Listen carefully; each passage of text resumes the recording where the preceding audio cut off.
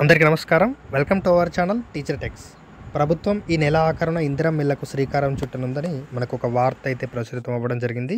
మరి ఈ యొక్క వార్తకు సంబంధించి పూర్తి వివరాలు అయితే తెలుసుకుందాం. ఈ యొక్క ఇందిరమ్మ ఇళ్ల లబ్ధిదారుల మొదటి విడత ఎంపికనైతే మనకు ఈ నెల చివరి వారంలో ప్రారంభించడానికైతే మనకు ప్రభుత్వం అయితే కసరత్తు చేస్తుంది. అంటే ఈ నెల చివరి వారం అంటే మనకు నవంబర్ 15 ఈ తర్వాత నవంబర్ 30 వరకు అయితే చేయాలని చూస్తుంది.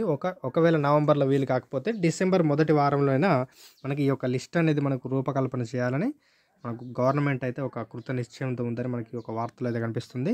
వాస్తవానికి అయితే మనకు నవంబర్ 15 నుంచి 20 వరకు అయితే గ్రామ సభలు ఏర్పాటు చేసి ఆ యొక్క సభల్లో ఇందిరమ్మ ఇండ్ల ఒక ఫస్ట్ లిస్ట్ అయితే ఖరారు చేస్తామని ప్రభుత్వం ప్రకటించడం జరిగింది.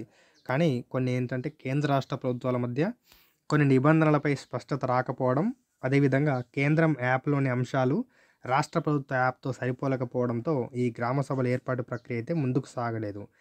అయితే ఈ ఇందిరమ్మ ఇండ్ల నిర్మాణంలో కేంద్రం వాటా అందాలంటే ఈ నిబంధనపై అయితే స్పష్టత రావాల్సి ఉంది. అది వచ్చే వరకు అయితే ఇంకా కొంచెం టైం అయితే తీసుకుంటుంది. అవన్నీ ఈ వారంలో కొలిక్కి వచ్చే అవకాశాలు అయితే మనకు ఉన్నాయని అయితే తెలుస్తుంది. అండ్ అదేవిధంగా రాష్ట్రంలో మనకు సమగ్ర సర్వే కూడా జరుగుతుంది. ఈ యొక్క సమగ్ర సర్వే కూడా ఈ నెల చివరి వరకు పూర్తయ్యే అవకాశం అయితే మనకు కనిపిస్తుంది.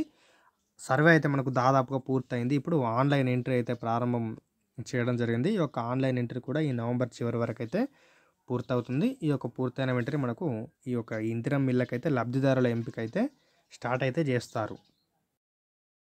అదేవిధంగా రాష్ట్ర ప్రభుత్వం మనకు ఇంతకుముందు ప్రజాపాలనలో మనకు దరఖాస్తులు అయితే 80 లక్షల దరఖాస్తులు అయితే రావడం జరిగింది. ఈ యొక్క 80 లక్షల దరఖాస్తుల్లో ఆల్రెడీ 12 లక్షల దరఖాస్తుల వారికైతే ఆల్రెడీ గృహ లబ్ధి అయితే వాళ్ళు ఆల్రెడీ పొందడం జరిగింది.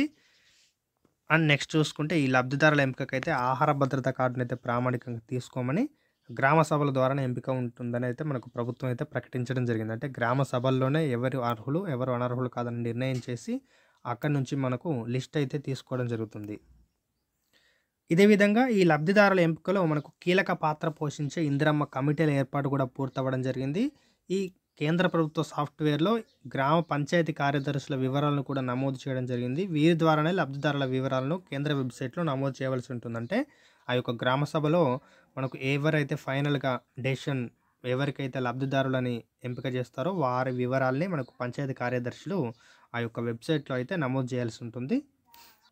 అండ్ అదేవిధంగా నెక్స్ట్ ఏంటంటే ఫస్ట్ అయితే స్థలం ఉన్న వారికే ఇల్లు అయితే మంజూరు చేస్తామని అయితే ప్రభుత్వం స్పష్టత ఇవ్వడం జరిగింది. కనీసం ఇక్కడ స్థలం వచ్చేసి 400 చదరపు అడుగుల విస్తీర్ణానికి తగ్గకుండా లబ్ధిదారుని అయితే ఇంటిని నిర్మించుకోవాల్సి ఉంటుంది. వీటికి ప్రభుత్వం అయితే 4 దశల్లో 5 లక్షల రూపాయలు అయితే చెల్లించబోతుంది. ఈ యొక్క మొదటి విడత పూర్తయిన తర్వాత వచ్చే ఆర్థిక సంవత్సరంలో రెండో విడత లబ్ధిదారులను ఎంపిక చేసే అవకాశాలు అయితే కనిపిస్తున్నాయి. మనకి ప్రస్తుత ఆర్థిక సంవత్సరం 2024-25లో అయితే ఈ యొక్క మొదటి విడత అయితే పూర్తవుతుంది. నెక్స్ట్ రెండవ విడత వచ్చేసి మనకు 2025 ఫైనాన్స్. సో మొత్తం మీద ఏంటంటే ఇక్కడ ఈ నెలాఖరున అంటే నవంబర్ నెల చివరిలో కానీ డిసెంబర్ నెల స్టార్టింగ్లో కానీ ఈ యొక్క ఇందిరమ్మ ఇళ్ళకైతే శ్రీకారం చుట్టే అవకాశాలు అయితే దాదాపుగా కనిపిస్తున్నాయి. కాబట్టి లబ్ధిదారులందరూ అయితే రెడీగా ఉండి నిర్వహించే గ్రామ సభల్లోకి అయితే తప్పకుండా అటెండ్ అవ్వాలని అయితే ఇక్కడ సూచన అయితే ఇవ్వడం జరిగింది. Okay, thank you.